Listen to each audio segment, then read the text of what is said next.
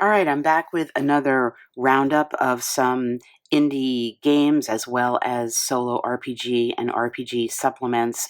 The feedback I got on my last video was super positive, and I have so much material that I both purchase and am sent. I'm happy to put it together and highlight for you in this kind of format. People seem to really enjoy that.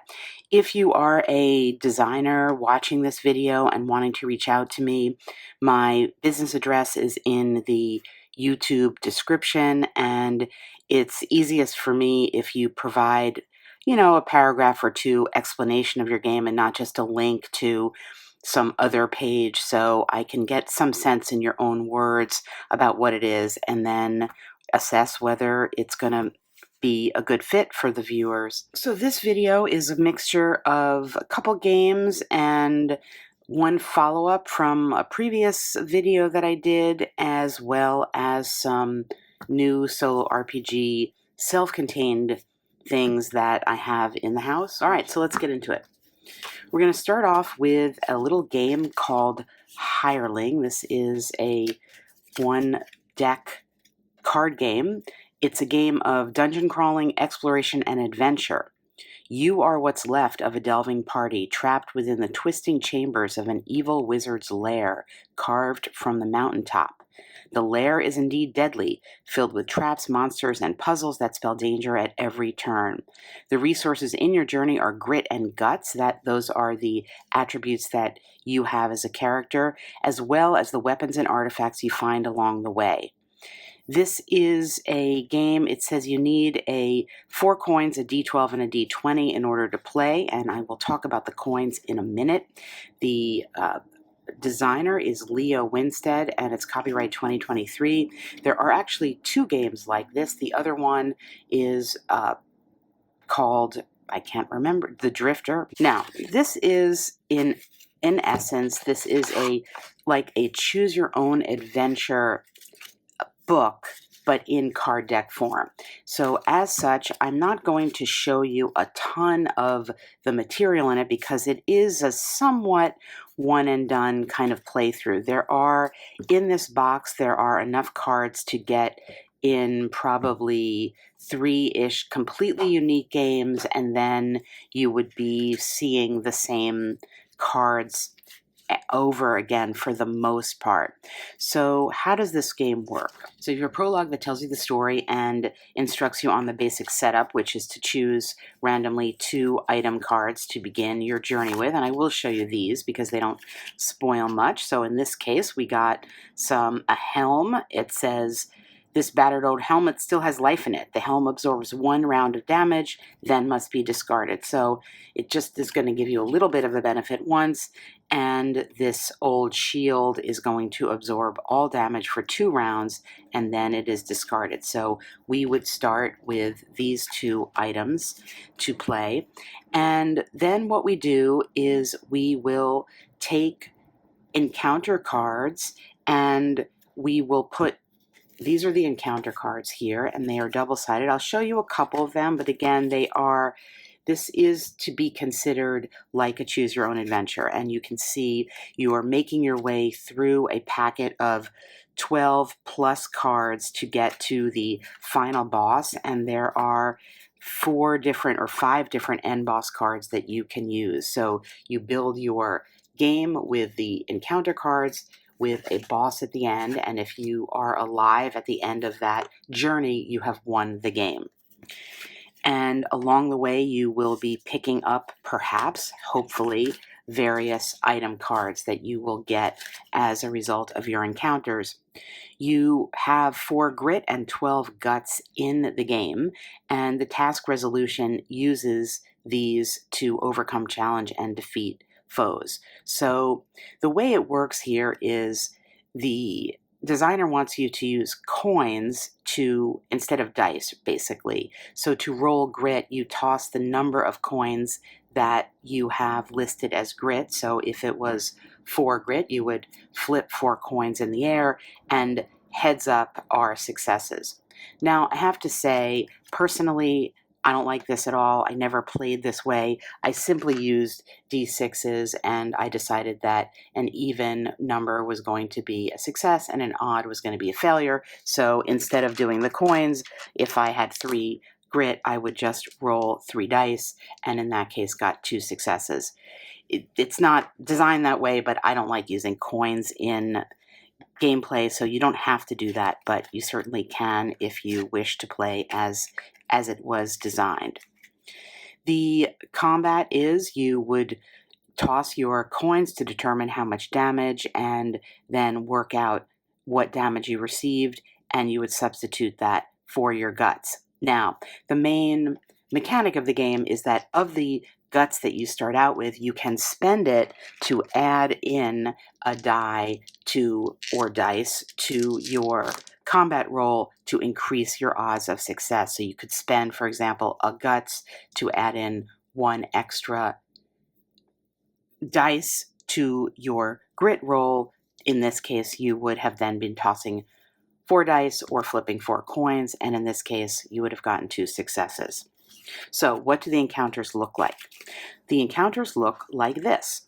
You will encounter a card, and in this case, it's a sentry, and you'll have a little description. It says, a skeletal sentry bars passage beyond this chamber. With a chilling voice, he offers to let you pass only if you can answer his riddle. And then there is a riddle. So again, I'm not going to go through too many of the cards because I don't really want to reveal what the surprises are, but I will give you some examples. So you would get a little story or situation. Here we encounter the hive, entering a vast chamber with large hives hanging from the walls and ceiling. Chunks of honeycomb lay scattered at the base of each hive, tempting you to take some, but is it safe? If you think it's not worth the risk, draw the next card. Or if you would like to try to steal some of the honey, turn this card over now. Well, I won't show you what's revealed, but you can imagine that there is a positive or a negative depending on what you do, and then you would resolve that. Another example, this is a misty arch. The archway you face is seemingly the only way forward. A sticky yellow mist hovers at the base of the corridor, giving you pause before advancing further. Is it safe? You may turn back now, or you can flip it over. And again, I'm not going to do that, but you can get a sense of how this game plays out. In some cases, when you flip the card over, you will encounter a foe to be defeated or attempt the defeat, and in some cases you may just get a reward. And then there are some cards where you flat out just face an enemy at the front of the card, and then if you defeat them, you get something at the end. We will look a little bit at the items just to get a sense. So there is an axe here, and this axe is enchanted and it would deliver a +2 damage. However, if you rolled all tails, or really flipped all tails, or in my case rolled all odds, the axe finds you unworthy to wield it and fixes itself to the ground, so you have to discard it immediately. You have the boots of lurking. They allow you to sneak around corners and scout ahead for danger. So we could use them 1 or 2 uses to avoid any negative results. So let's say we decided to do something with this honey hive and it turned out to be bad and we didn't want to deal with it. We could make this go away with one of the uses of the boots of lurking. There's a potion of fire breath. It packs quite a punch. Use in combat for an extra 2 points of damage. Again, if we roll all misses, we are burned as well and take 1 damage, and that's good for 2 uses. And let's see what else. We have a healing potion, a sleeping potion, some rations that will allow us to restore a hit point, and some bandages, things that you might expect. So this is a game, it's very enjoyable to play. As I said, the replay value is limited because of the nature of the Choose Your Own Adventure, but there are enough cards, and really you're trying to get through a deck of 12 cards, and some cards you have the option to choose another card. So in some games you'll play more than the 12 cards, but there are 55 encounter cards in the deck. So you can see that there are multiple plays you can get through without repeating a card. I think once you do play it every card through once, you probably would remember what was on the back, so it might decrease the value of playing it, but it's certainly the kind of game you could pick up and play a bunch of times and then pass along to someone. It says one player 20 minutes. I would say it probably doesn't actually take 20 minutes, but it's more like I think more like a 10 to 15 minute playthrough. It was definitely something I wanted to play through the whole deck right when I got it, because you have that feeling if you just want to keep going. And again, even if you get to a place where you're replaying the same cards, you have different items, and there is this sense of you're always living on the edge there in terms of trying to use how much you're going to risk, how much you're going to push your luck in terms of adding, well, in my case, dice to the roll, or if you're flipping coins to the roll. So that is Hireling. There's another game in the series that takes place in the kind of futuristic Wild West, actually has the same mechanics as this game, but totally different cards, mechanisms, and theme. Next up, we have something so cute that I've been waiting a long time to get my hands on. This is Pocketbook Adventures, and as you can see, it is travel-sized, living up to its name of Pocketbook, and also, as we'll see, living up to its name of Adventures. What this game is, it's a pencil and paper game. This is all you need to play the game. There's no dice involved or other randomizers involved to play.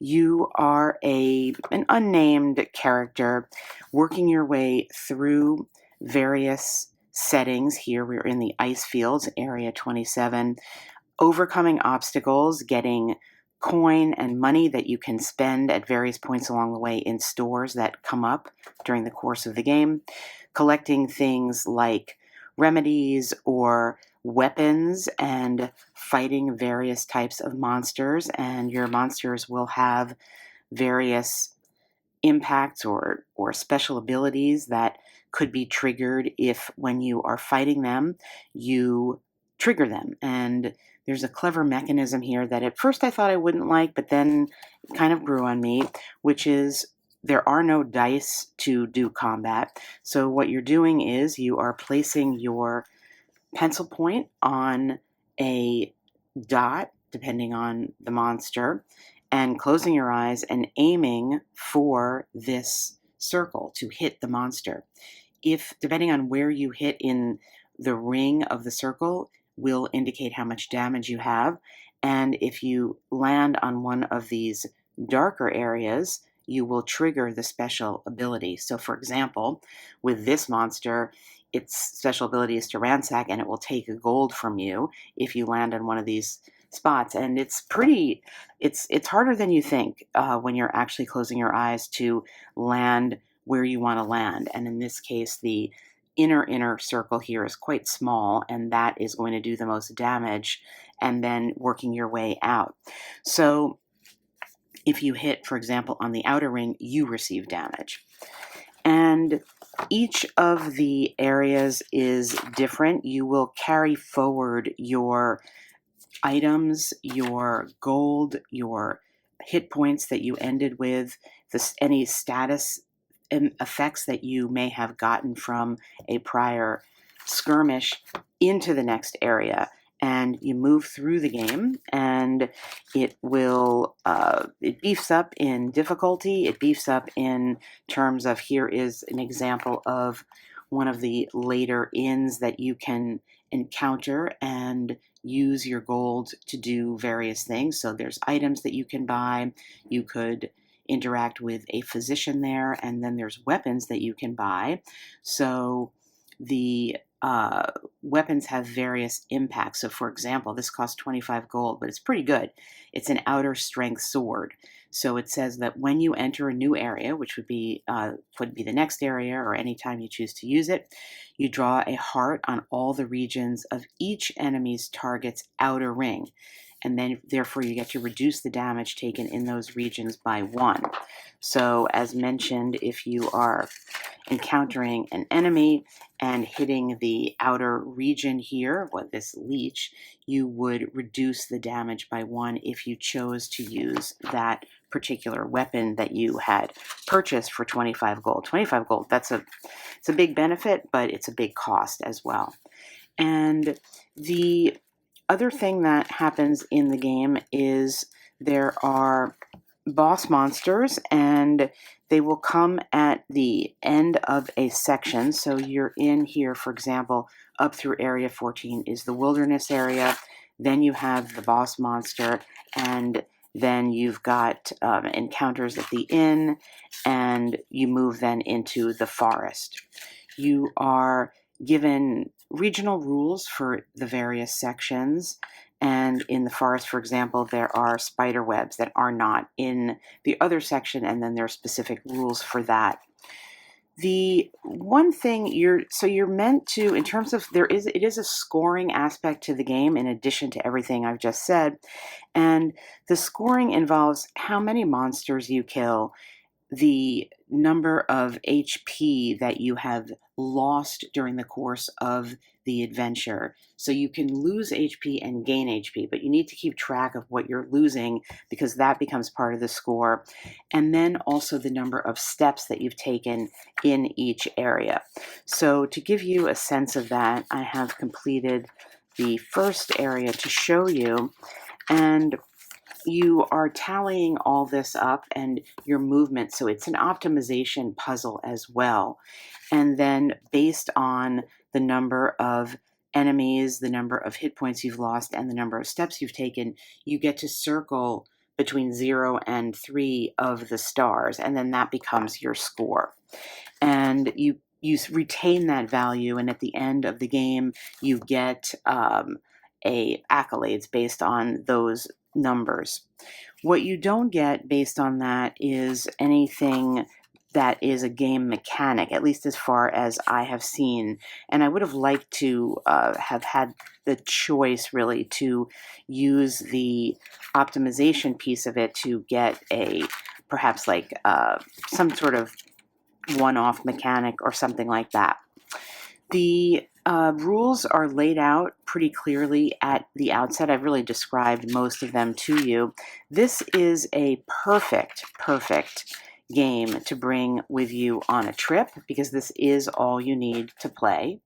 It's the perfect game to give as a present during holiday time, perhaps as an add-on present to a gamer. I think it would work really well as a game to be played with a young child as the parent sort of helping out, depending on the age of the kid. I would say a kid who's an average gaming kid probably could play this on their own with varying degrees of success from age 6, 7, certainly 8 and on.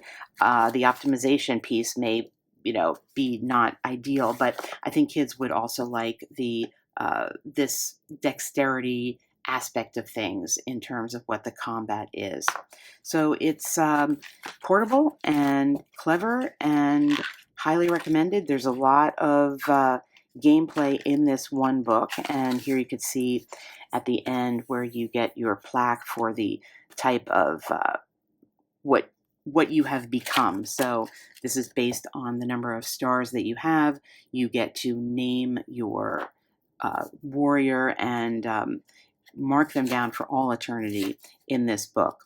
I think you could also very easily play through the book once, get the book again, and play through it again because you would be doing different optimizations, and I think it would feel fresh enough to take another run at it. So that's a look at Pocketbook Adventures. Super portable and really engaging to pick up and put down as you wish. Next up, I'm super excited to show you some new cards from probably my favorite card designer who sent me these decks. They can be found at Pocketlands.com, and I've done multiple videos on the Pocketlands cards. I will try to find the links to them and put them Here, there's also at Pocketlands.com, I noticed that one of my videos is embedded because I play a game with the cards themselves. These cards can be used as supplements to an existing game. They can be used as a game in and of themselves. And we've got the sets, the new sets here that I have to show you are Frostlands and Deserts. We'll take a look at the Frostlands first. These are a 32 deck set. And if you're familiar with the other decks, there are a bunch of them, you will know that this is the same format, which is to say there is a terrain card that tells you what terrains are available to you, and it also gives you a cost and time for traveling through the terrains if you're using this either with its own mechanics, the light rules that are provided on Pocketlands.com, or somehow building it into a story of yourself. And the back of the card says its illustrated card decks can be assembled into world maps for your favorite RPGs. Put them on a table, deal them out, or follow the rules that the designer has created and posted on his website. And as mentioned, this is the Frostlands. We also have a card here that will, if you choose to track the amount of light you have based on travel time, there's a basic way of doing that here on the back of this card.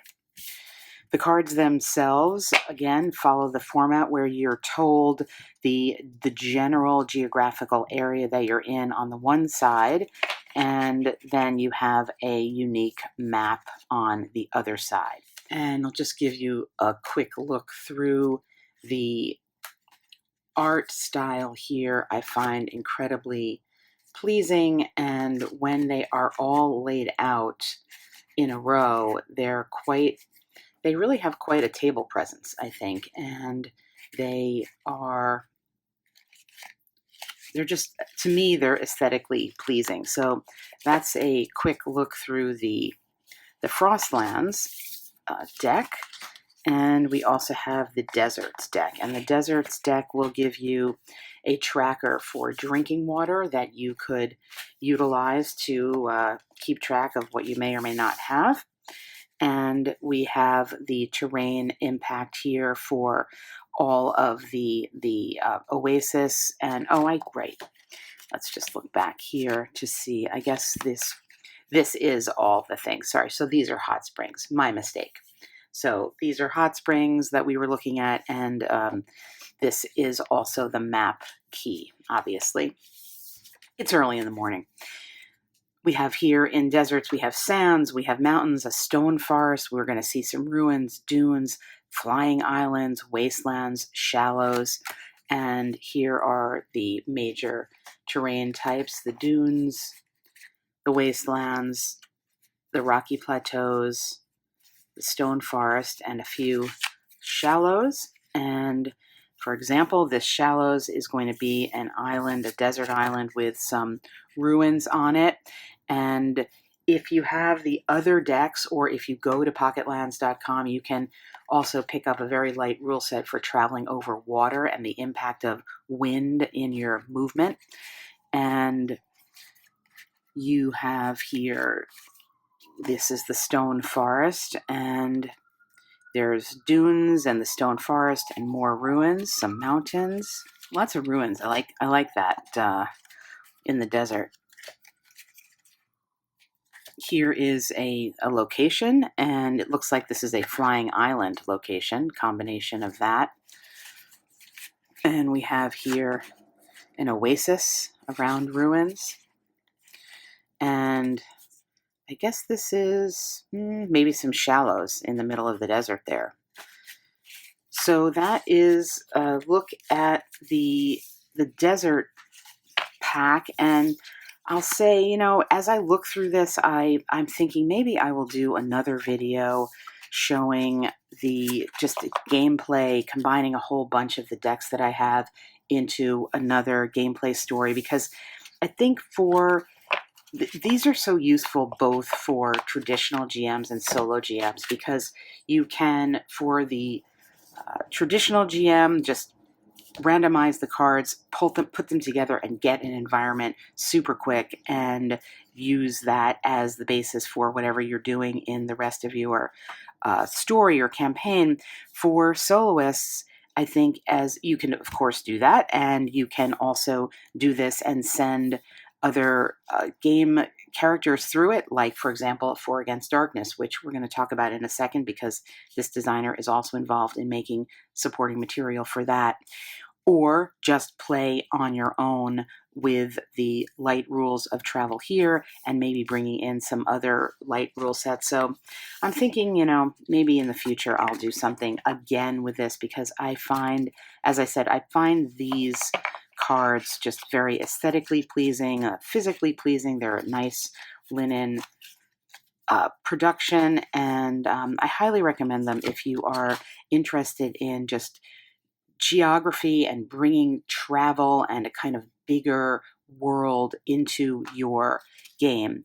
The other thing is the scale can be totally left up to you. So if you lay out a ton of these cards and the travel, you could decide that the travel between, this ice sheet area and the stone forest doesn't have to be that far. So you could be in this location, and 1 or 2 days away could be these ruins in the desert. So you can, by manipulating the scale of it, you can allow yourself to experience more of what is offered in the material. And if you follow my channel at all, you know that I'm always looking for ways to utilize as much of the material, as much of the design creation that I can when I use really anything that is helping me play a game. So that's a look at the Pocketlands cards. Also from this designer, we're gonna switch gears a bit to For Against Darkness, because the designer has done a bunch of supporting material for Against Darkness. I'm going to show you some new. I've already shown you in other videos some of the things that he has done, but here is a new For Against Dungeon deck, the Pirate's Bountiful Booty, and it's for levels 1 to 9. And if you know how these cards work, it is essentially an adventure that you can play with For Against Darkness. It's its own setting. It has its own monsters. All you need to do, and I'm not going to really show you I'm going to retain the surprise for you, but all you really need to do is have the stack of cards, and there's a mechanism for turning them over, traveling through the world, and you will have treasure, you will have a boss monster, you will have a goal, and it is just a way of playing an adventure in For Against Darkness using the For Against Dungeon deck. And there are a number of decks already from this designer.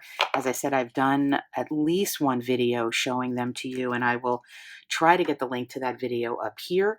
And these are available on, I'm pretty sure they're available on drive-thru. I'll put the link down below. But if you are a For Against Darkness fan, I recommend these, because it's just a new way of playing that game using this card mechanic. Also for Against Darkness is a map set that the designer has made. There are map deck rules as well as a PDF, and the maps are, I will show you here. It is a deck of 14 cards, and you can see what they look like here. I did not print out the rules, but they are available online, and you can use these to create an environment for your characters. And it is a themed set of map tiles designed to be used in the games. You will shuffle them, draw a card, you have an entrance, and you will be using tokens to mark your progress through the dungeon. And because it is randomized in terms of you could start anywhere, there's quite a lot of replay value here if you want to use these in conjunction with a For Against Darkness sort of underground travel. So that's the map deck for Against Darkness.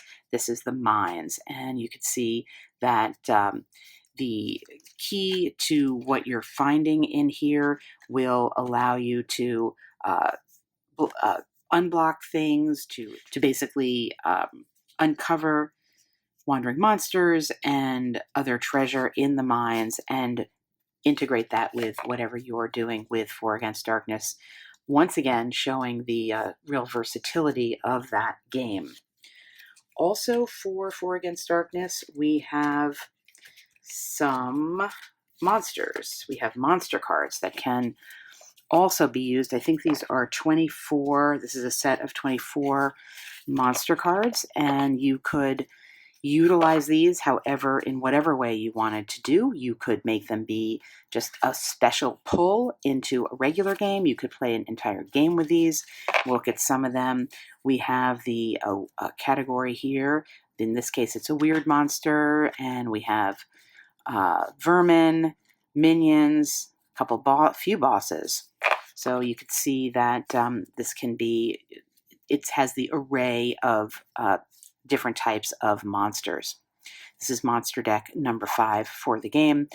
We have the highest character level +5 for the level of each monster. So these are going to be flexible for a variety of level of game characters that you're playing. Ditto for the life that it has. It will explain how many attacks it does and the treasure value, and then it will give you a description. So in this case, it's a flying angel. Its first attack is a bite that inflicts tear damage. The other attacks are claw strikes for 1 damage. It hates demonic and undead heroes, so that would be an additional attack value based on that rule. And then there's a little reaction table here for it. And we get that same format for all the monsters in this deck. There's a wave elemental and a smoke elemental, a planetoid, weird monster, that's a cool piece of art, phoenix, a mutant octopus, undead vultures, that's creepy. Now, for example, the undead vultures have a specific level. So those are level 3 vultures. Vermin, they're not variable. But this vermin, the purple sludges, is variable. And as are the flying skulls. We have chaos bugs. This is a chaos vermin. So every time a hero rolls a 1 on defense, 1 additional chaos bug immediately arrives. If at any moment there are more than 12 chaos bugs in play, increase by 1 the level of all chaos bugs. And again, the reaction table. So I won't go through all of them, but this is if you are playing For Against Darkness and utilizing monster cards. This is a new monster deck for that game. But that is a look at, 3 supplemental decks, or 3 new decks for Against Darkness. The last thing I want to talk about in this video is Downcrawl. This is Serendipitous Adventures in a Weird Underworld. It is by Aaron A. Reed, and I have had this for a while. I think I picked it up at Drive-Thru. I will look into that and put the link down below. It was an order I made, and then it never arrived, and I completely forgot about it. And when I was deleting a whole bunch of emails, I saw the order confirmation, and I thought, hey, I never got that. So I've had it for a bit. It is a 2019 date, and it is, well, I'll read you the description here and some of the source inspiration to give you a flavor for what it is. This book will help you run randomly generated, open-ended adventures in a weird and fantastical underworld called the Deep, Deep Down, a place so far from the surface that the sun and sky are only legends, and so vast that no bounds can be placed on its dimensions or contents. Compatible with any fantasy role-playing system, Downcrawl contains rules for taking dangerous journeys through unmapped places, tables of fungi with curious effects, procedures for GMs to generate strange new peoples, places, and encounters, and tips for running a satisfying, spontaneous campaign when your players might explore in any of 6 directions. Oh, and huge intelligent spiders who eat faces. Watch out for those. Some of the sources, there's acknowledgments at the end and some recommended reading, and the podcast Welcome to Night Vale is cited as recommended, and I think if you're familiar with that podcast, you'll get a sense of the kind of weird feeling. Alice in Wonderland is mentioned here, as well as Perdido Street Station. So if you get a sense, Journey to the Center of the Earth, from those inspirations about what this might be. What is interesting about this is it is a combination of procedures for running, some mechanics for journeying and creating places, generating what's called folk or volumes, which are the places underground, as well as a list of tables in order to do that, with some encounter opportunities and encounter threats, and some random tables for names and fungal effects and things of that nature, as well as a list of moves. And as the designer says, well, first of all, the setting overview is given as understanding that the deep, deep down is vast, it's challenging, it's weird, it's isolated, and there are rules in here to generate the deep folk, the people that live in there. The places that you explore are called volumes, and they are destinations in this large communal map that is underground that could have cities or dungeons or shrines in it. And the basis for the mechanics that are offered, which are general and can be translated into any system, are cited as a concept borrowed from Powered by the Apocalypse, which offer possible outcomes based on decisions of die rolls. And it explains that criticals should be the lowest or highest possible rolls in whatever system you are using, what a success means and what a strong success means, as well as bonuses and penalties. So it gives you the framework, and then you can translate that into any of the system that you use. I'm not going to spend time to go through everything in detail, but I will just show you that there are mechanics for how you expand your map and what is called force the map, that is to gather more information about the place that you are creating. And I will say this is not designed for solo play. It is designed for a GM around a table with players, but it can be modified for solo play as well because of the tables that it offers and the mechanical structures for doing things like how to plan a journey, for example, or what it means to travel. You're often given options about what a success means, what a failure means, and a choice of things to do based on that. So for the soloist, you are given the suggestions of how you can move through the world. And for example, if you are journeying on, you have a success as an arrival.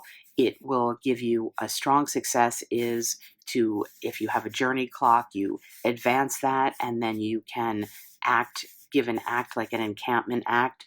Or a complication would be to leave the journey clock unchanged and then explain why, or to lose time, for example.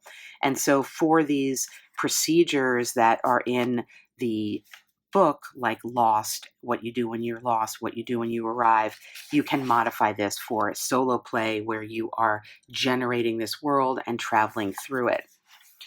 There's information about fungi and how to forage for it. So there is a 2d20 table for fungal effects. You have a primary effect and a secondary effect, and you have a unnumbered table of fungal names, so you can choose a word to describe what you have found.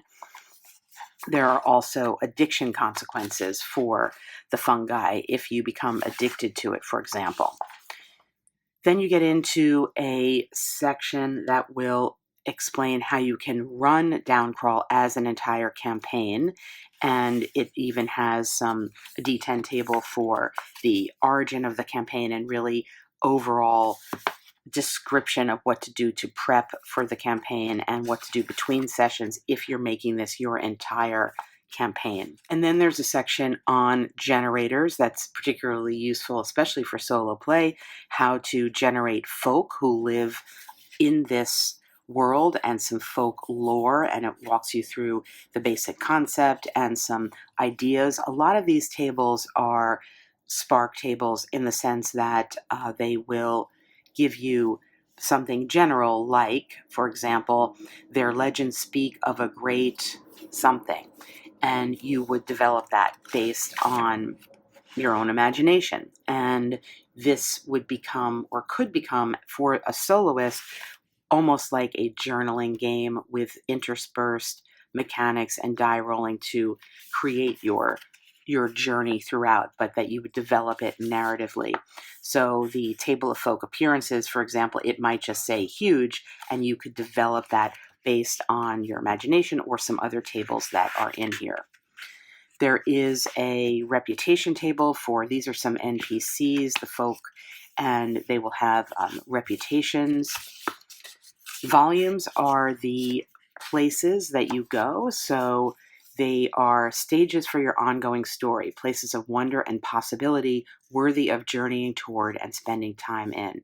And then we have a series of tables to generate those volumes. So there's a table here, 2D8 table of volume themes, and it will walk you through how to determine the volume theme. Table of terrains and resources that might be in the terrain. And then at the same time that you have these tables, it is explaining to you that you would determine the volume terrain, and then you do a basic sketch of that, and nice examples are given for how to flesh that out. And again, this is where I think if you are using this book as inspiration for your own play, you would do that in kind of a journal form, and it would be the unfolding story as you were discovering these volumes. Give it a name, decide what's abundant and scarce, because of course we are below the earth, so there's a lot of resources there and some that are scarce. Who lives there, how remote it is, and then what opportunities or encounters there could be. And there is an overall travel encounter table. So as you're moving through the days, you would roll on this to determine whether there is an opportunity encounter, no encounter, some sort of challenge, or some sort of threat. And then you do get tables following that for these things. So you have a table of opportunity is something that players can get without too much trouble. And then there is the D6 table. And then within that, there are options for rolling or choosing D6 or well, I guess they're all D6 within here, opportunities. Likewise, there's a table of threats that you can roll on and come up with. And then challenges. And challenges is a D66 table where you are given options. There's 4 options in each section. And again, they would be used as sparks to develop a story, like you might discover an automated ooze farm, or a mysterious ancient book alone on a jade plinth. Let me know if you're watching this far into the video if you'd like to see this down crawl in action as a solo play, because that's certainly something that I could do. We have an NPC generator here with a listing of an affect and a desire for your NPCs. And then there are examples at the back of the book of actual example folk, and these are not numbered, but you could, if you wanted to, number them and then just roll on them to bring them in sort of formed as they are into your story. And then there's also example for creating a volume, an area to travel to, and how that is fleshed out. And there's some additional notes here at the end about world building and how you might bring into what you create some other things like languages. There's a really detailed thing about currency with a very detailed table about, you can roll 4d6 for the type of currency that is in the world, and then some discussion of directions and orientation. There are 6 cardinal directions here, up and down, toward or away, as well as the right and the left. And there is a discussion here of what that means for understanding the world. And we get back down to the end here with the acknowledgments that I started with. So this is if you're looking to bring in some kind of weird, underground, unconventional setting, or even aspects of that with the fungus and the people, Downcrawl is a great supplement for that. And because it has these mechanics, the game mechanics that I've discussed at the beginning of it, you could really just do an entire session for yourself using the mechanics here to play out a story of discovery in the world of Downcrawl.